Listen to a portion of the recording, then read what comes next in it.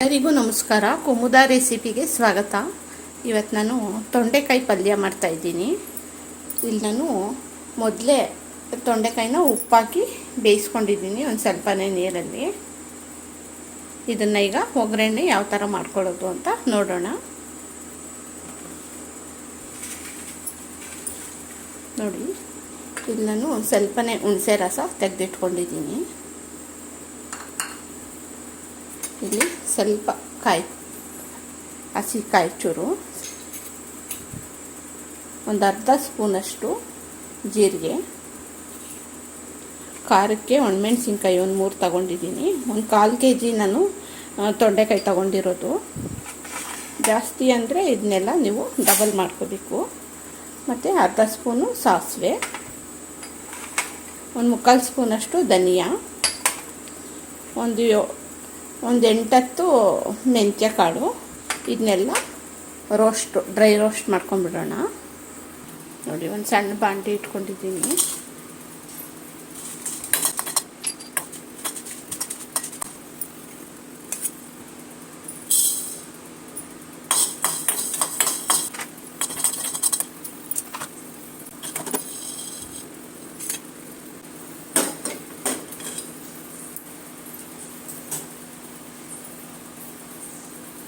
ಜೀರಿಗೆ,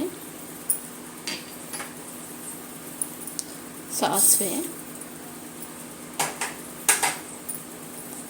ಮೆಂತ್ಯ,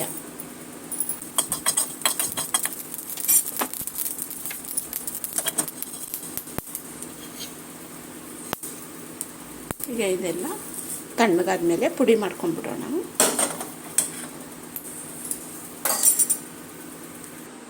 ನೋಡಿ, ಹುರಿದಿರೋ ಪದಾರ್ಥ ಎಲ್ಲ ಈ ಥರ ತರ್ತರಿಯಾಗಿ ರುಬ್ಕೊಂಡಿದ್ದೀನಿ. ಇದರೊಟ್ಟಿಗೆ ಒಂದು 4 ಎಸಳು ಬೆಳ್ಳುಳ್ಳಿ ಹಾಕ್ತಾಯಿದ್ದೀನಿ. ಇದನ್ನು ಒಂದು ಸ್ವಲ್ಪ ರುಬ್ಕೊಬಿಡೋಣ. ನೋಡಿ, ಈ ಥರ ತರ್ತರಿಯಾಗಿ ರುಬ್ಕೊಂಡಿದ್ದೀನಿ.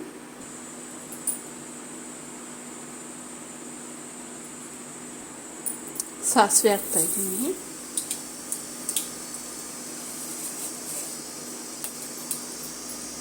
ಸ್ವಲ್ಪ ಜೀರಿಗೆ,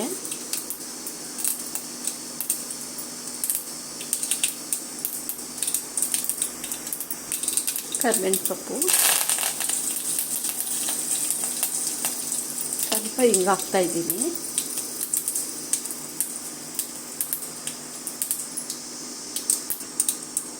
ಪುಡಿ ಮಾಡಿ ಇಟ್ಕೊಂಡಿರೋಂಥ ಮಸಾಲ ಹಾಕ್ತಾಯಿದ್ದೀನಿ.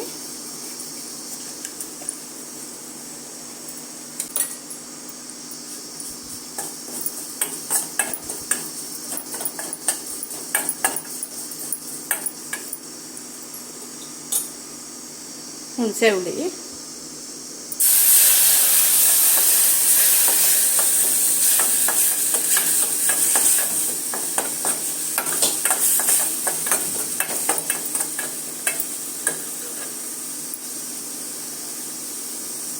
ತೊಂಡೆಕಾಯಿ ಬೇಯಿಸ್ಕೊಂಡಿರೋಂಥ ಸ್ವಲ್ಪ ನೀರು ಸೇರಿಸ್ಕೊಳ್ತಾ ಇದ್ದೀನಿ.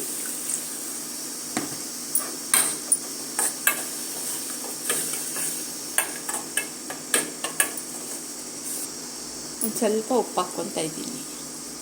ಆಲ್ರೆಡಿ ನಾನು ತೊಂಡೆಕಾಯಿಗೆ ಉಪ್ಪಾಕಿ ಬೇಯಿಸಿದ್ದೀನಿ.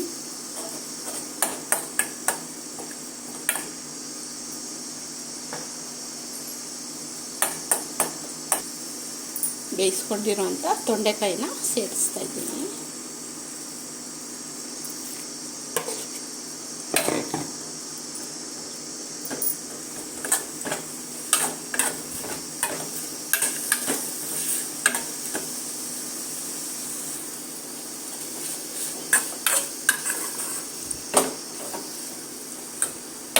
ರೆಡಿಯಾಗಿದೆ. ಚಪಾತಿಗೆಲ್ಲ ತುಂಬ ಚೆನ್ನಾಗಿರುತ್ತೆ, ಮತ್ತು ಬೇಳೆ ಸಾರು, ರಸಮ್ಗೆಲ್ಲ ಸೈಡ್ ಡಿಶ್ಶು ಚೆನ್ನಾಗಿರುತ್ತೆ ಇದು.